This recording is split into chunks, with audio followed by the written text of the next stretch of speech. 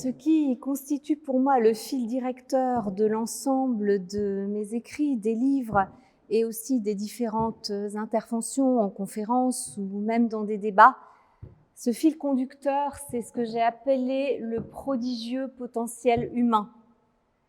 Alors prodigieux parce que si nous ignorons le savoir qui nous révèle de quoi il est fait, ça ressemble véritablement à de la magie. Ce dont un être humain est capable, ce qu'il est déjà capable aujourd'hui, ce dont il est capable et qu'il ignore encore, il y a véritablement quelque chose de prodigieux. Et ce potentiel humain, alors ce potentiel, ça signifie les possibles chez l'être humain. C'est à la fois ce qu'il peut déployer à tout moment de sa vie, mais aussi les possibles inexplorés, tout ce qu'il est capable de faire dans sa propre vie, individuellement et collectivement.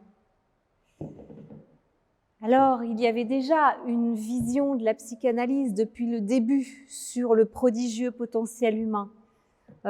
Cette vision qui n'est pas toujours développée parce qu'il y a parfois un certain pessimisme de la psychanalyse qui s'intéresse à ce qui ne va pas, à ce qui se répète, à ce qu'il peut y avoir de tragique dans la destinée humaine.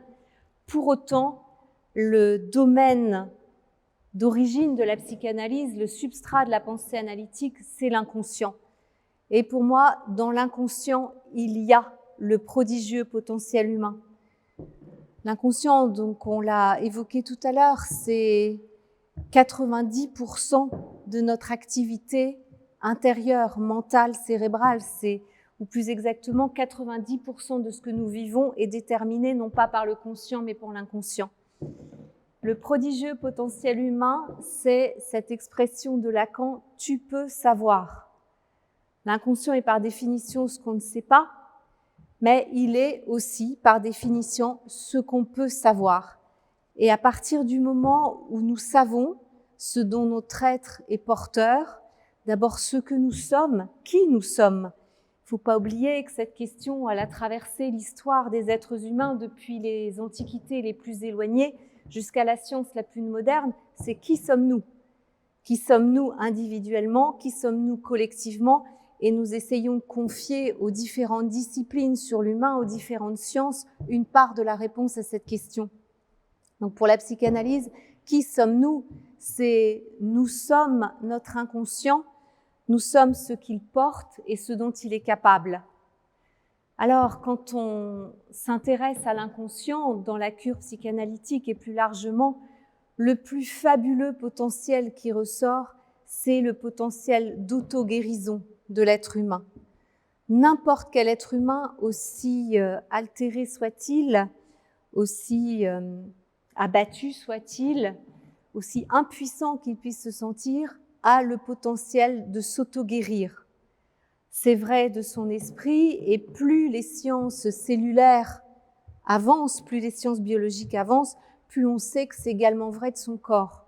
La capacité à se régénérer et le potentiel à régénérer quasiment la totalité des cellules, pour pas dire la totalité comme le pensent les savants aujourd'hui. Alors, s'auto-guérir du point de vue mental, c'est se connecter à son inconscient. C'est l'apprivoiser, comme on disait tout à l'heure, apprendre à nous connaître, savoir ce que nous portons, toutes ces dimensions cachées que nous portons, nos croyances les plus profondes, nos idéaux, ce que nous avons intégré de nos familles, de notre culture, ce que nous avons voulu apprendre et que nous croyons avoir oublié, ce que nous pensons de nous-mêmes, ce que nous pensons des autres, ce dont nous avons peur, ce dont nous rêvons et, ultimement, ce que nous désirons. C'est tout ça que porte l'inconscient et que l'on peut savoir. Dès lors qu'on est en prise avec ça, ça a le pouvoir de changer nos vies. Parce que dès lors que nous savons qui nous sommes, ce dont nous sommes capables et où nous voulons aller, nous avons entre les mains le pouvoir de changer nos vies.